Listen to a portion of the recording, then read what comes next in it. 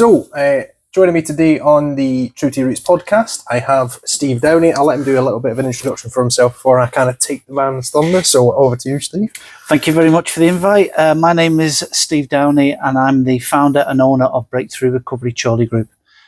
We deliver 5 weekly groups in Lancashire to help people with recovery from any type of addictive behaviour. We view addictive behaviour as their own responsibility and the results of choices they have made. So if they've chosen to maintain an addictive behaviour, they can choose not to. Yeah. And that's where we come in with help and support. So tell us a wee bit about your own personal journey with mental health, whether it's positive or negative. Like, what's kind of got you into the aspect of wanting to do breakthrough recovery? I'm in recovery from addiction, right? Alcohol addiction. And how my journey started was I'd always liked to drink ever since I was a kid. First drink was 16 years old, bottle of wine with a party next door and da-di-da-di-da. And I'd always grew up around it where my parents were drinkers, and it was the normal thing back in the the 70s, 80s. So I progressed through work through to where I was through construction. I became a senior construction manager. The only way I could cope with what was going on in my life through the stresses of construction was to drink. That was my coping mechanism. That was my little crutch from just to block out everything, all the stress, all the anxiety, everything that went with it, all the pressure. So I began drinking very, very heavily. And I got to a point in about 2017 when I was summoned by the managing director of the business, brought me up into his office on a Monday morning, 8 o'clock Monday morning. I'm smiling because it changed my life, what he told me. And I sat in front of him. We had a brew, sat in front of him. And I said, what have you brought me here for today? So we're busy on site. We've got this, da-di-da-di-da. And he went, I brought you here, he said, because you're an alcoholic, aren't you? Mm. And that was quite an abrupt way, kind of. That was just wow. Well, my world just ended. I could have just fell through the floor at that point. Yeah, because I can imagine, when you're being, in essence, like called out by a boss, a manager, or something. It's like, oh God, because you don't know whether to take it as though it's, do you need help, or right, mate, we need to have a very sort of, serious conversation here now. And it's quite scary, isn't it? It was just the shock. It was scary. It was like, what do you mean? First time anybody had ever said that to me, and probably the first time I'd ever admitted it to myself. Yeah. And I looked at him and I said, yeah, I am. I said, how did you know? And he said, I've seen the signs. Mm-hmm. He said, I've seen the signs. He said,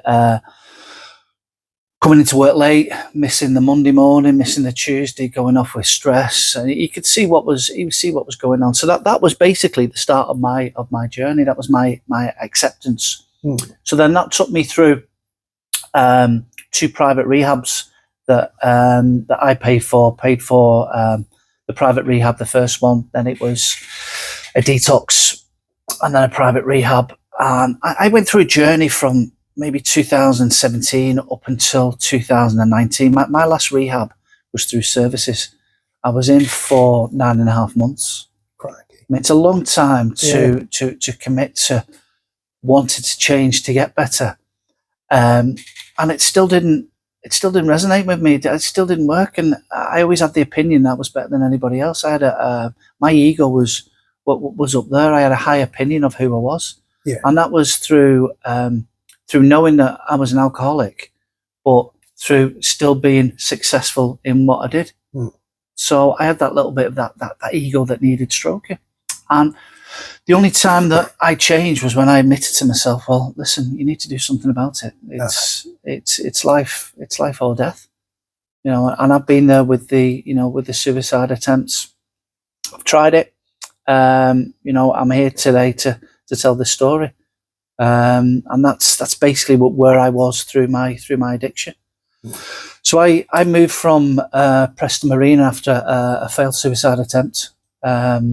I moved back to Chorley through the help of my friend Mark, who's never left my side, and I more or less started my journey sat there in my council flat, which I'm still in now, and I love it to bits. And I just sat there and I'm thinking, is this it? This my life? Is this where it's taking me from the levels of where I was? You know, one step off directorship to come all the way down to sat there in a place where I had no carpets, I'd nothing, I didn't even have an oven. And to start off from there, I thought, what do I need to do? I need to do something. I need to change. I need to change who I was as an individual. I mean, I think a nice way of looking at it is, and oftentimes to come away from what's broken, you need to start again. So that often can mean no carpets, no oven, because it puts things into a perspective that you don't really see at the time when you know, as you said, quite high at the top. And it's when you start losing all of those things where you're like, okay, this is starting to make a bit of sense now. You can look at it almost from a different perspective.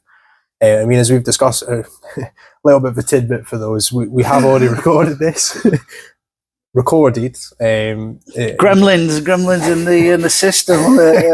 As we discussed last week, you know, it can be quite a traumatic experience, but from those experiences, we change into the people that not necessarily want to be, but we are. You know, you start seeing who you are as an individual, your strengths, your weaknesses, things that you are really good at. And I mean, I think it's safe to say you've definitely found a passion with supporting others through finding their own, finding who they are really, and supporting them through that massive change. That when you're doing that on your own, it is very scary. You know, we spoke about human connection last week and how has a massive impact on an individual's recovery.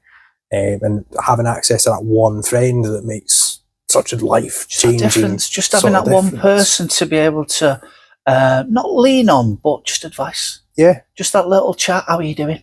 You know, what are you up to? What's happening today? Can I help you with something? Can I support you with something? You need that one friend. Yeah. You need to be able to pick up that phone.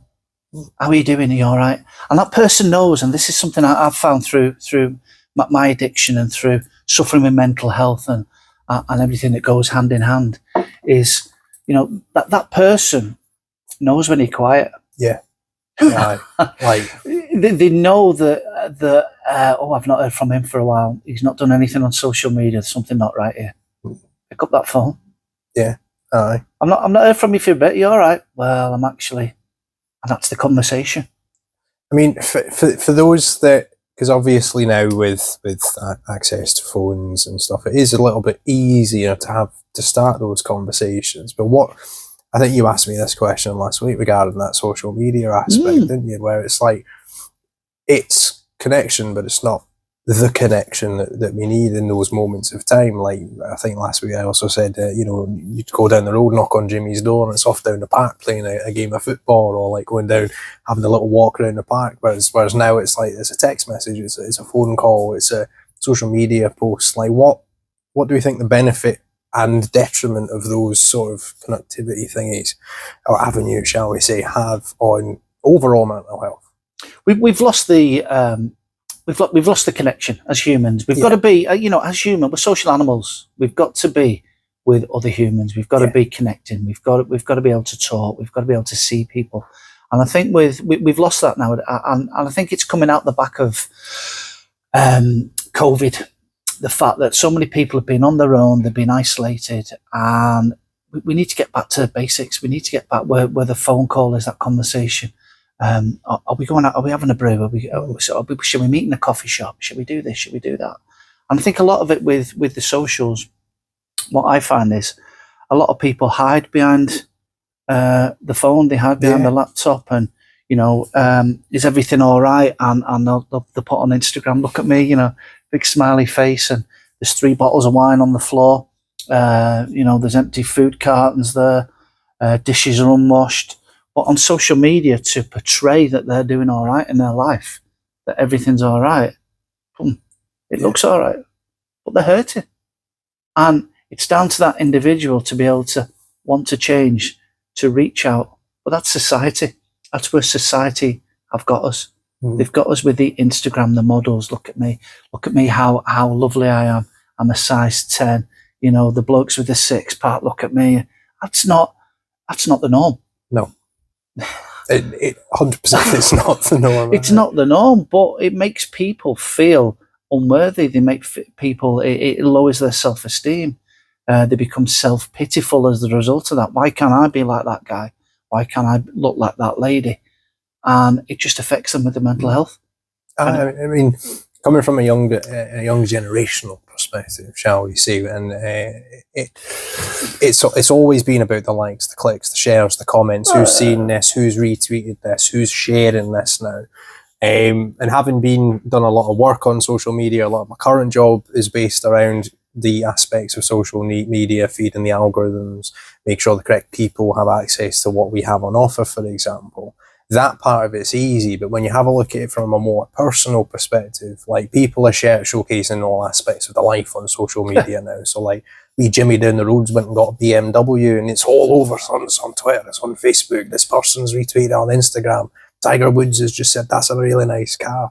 Instead of going, I have a car, I now have access to freedom, free travel, being able to go when I want to go, being able to see friends I've not seen for a while, at the twist of the key, for example. It's like, oh, Tiger Woods just retweeted that. Oh, great, he's commented on that photograph. And that's what they'll take away from that, not actually what that car allows them to now do.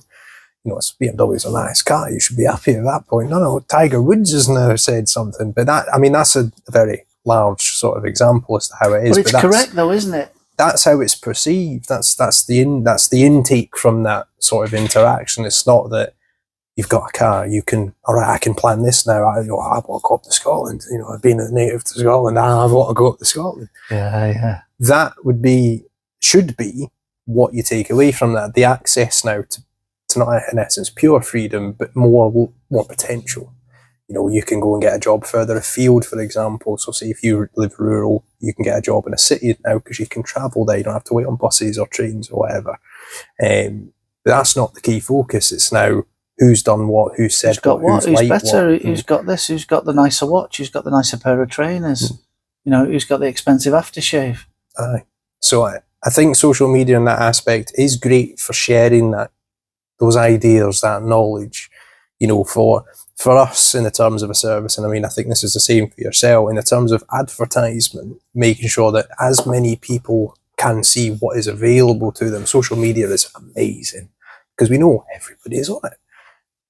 But in the terms of human connection, having that conversation, we've lost it. We've lost it in society. We've lost how we see things. That knocking on the door of your friend. Are you playing out? Are you doing this? Are you doing that? We've lost it. It's the same with families. You see families go out for a meal and everyone's on the mobile phone. Yeah. Every single person on the phone. Your daughters are there. They're on the phone. They're doing this. Your son's there doing this. Even your wife's doing this. Texting. What are you having for your tea? They're only there. Yeah. Have that conversation. Like communication. I'm at home with my mum all the time. I look after her. I have done for quite some time. Right, yeah. And I'll go away to do my own thing for a couple of hours. I'll be gaming with the lads or, reading a book or, doing some stuff for work, for example. And I'll get a text message on my phone. Right?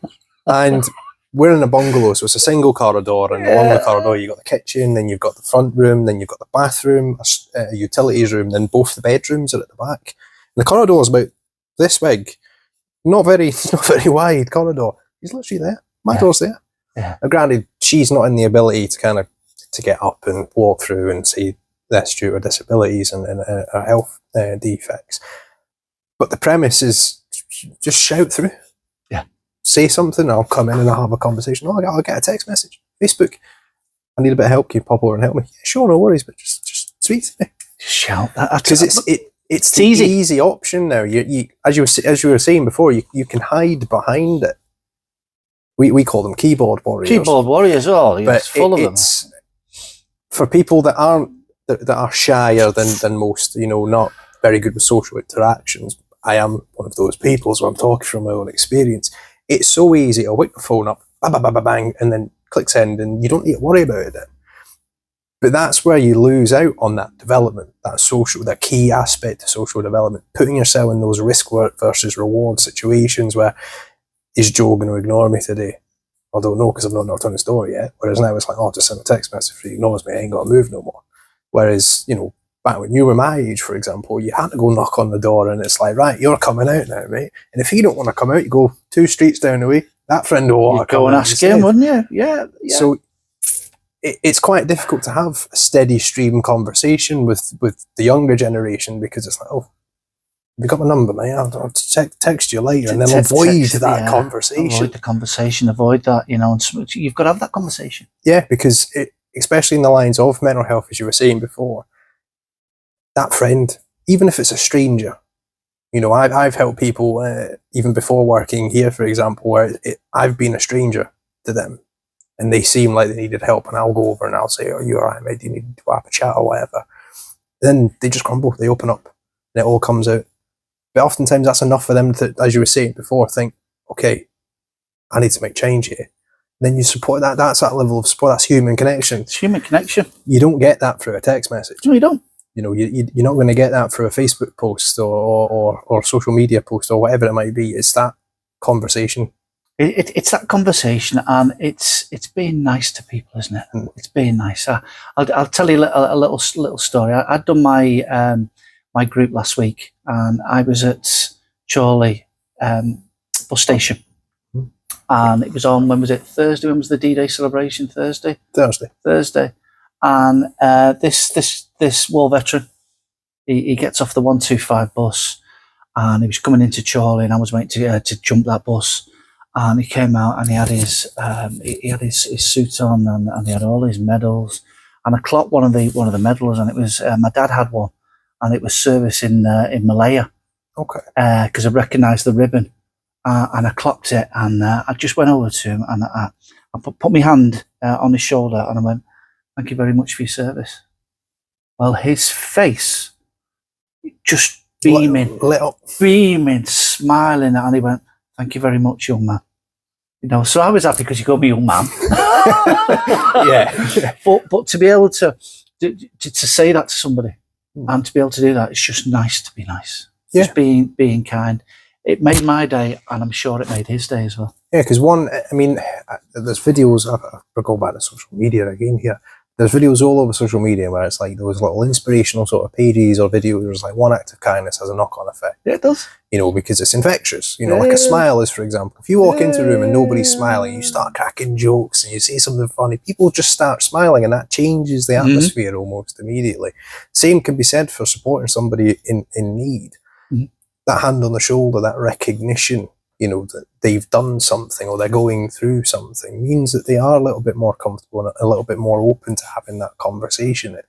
There was a lady who, I can't remember her name, a good couple of years ago, that started the My Name Is campaign for nurses, because service users would see a member of staff, a nurse, a doctor. They couldn't connect with that individual. Yeah. So now you'll see a lot of people in medical professions, nurses, doctors, who will go by the My Name Is, and then it will be, for example, our director for experience and engagement, my name is Paul, because it has that massive amount of an impact where people get to know you.